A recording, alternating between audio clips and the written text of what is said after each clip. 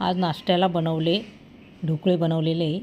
त्याच्यासाठी मी डाळीचं पीठ घेतलेले बेसन 1 वाटी आणि छोटी वाटी घेतलेली आहे मी रवा घेतलेला आहे. आपल्याला रवा आणि बेसनाचे करायचे आणि 1 वाटी आपल्याला दही टाकायचे म्हणजे पटकन तयार होतात. ते 10 मिनटं असंच ठेवायचं आणि लगेच आपले ढोकळे तयार होतील. आणि हे चांगलं बघा मिक्स करायचं आहे आपल्याला. दही, बेसन, रवा हे सगळं मिक्स करून घ्यायचं आहे आणि जास्त घट्ट पण नाही आणि जास्त पातळ पण नाही. चांगलं फेटून घ्यायचं आहे ते आणि नंतर त्याला झाकण ठेवून 10 मिनटासाठी राहू द्यायचं आहे तसंच. आणि नंतर मीठ टाकायचं आहे, त्याच्यात थोडं तेल टाकलं आहे, हळद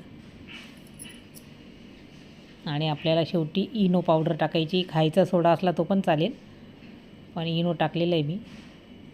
आपण खायचा सोडा पण टाकू शकतो.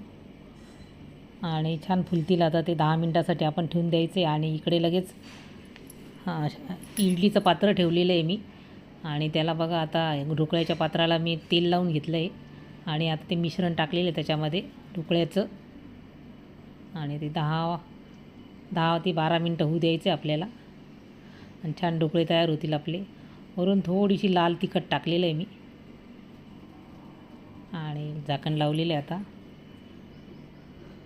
आणि बघा आपले ढोकळे तयार झालेले. चेक करून बघितलं मी थोडंसं चाकूने तर झाले. इकडे फोडणीसाठी आपण राई टाकलेली तेलामध्ये, कढीपत्ता, हिरवी मिरची, थोडीशी साखर, पाणी आणि त्याचं ते आता ढोकळ्यावर टाकायचं आपल्याला. ढोकळे मस्त फुललेले. आता याच्यावर टाकून ते पसरून घ्यायचं आहे मस्त.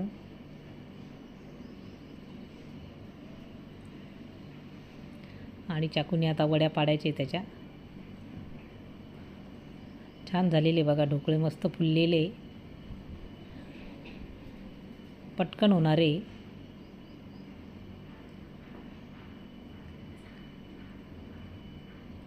आणि इकडे बघा हा ढोकळा तयार आहे. डब्यात लगेच द्यायचा आहे गरमागरम.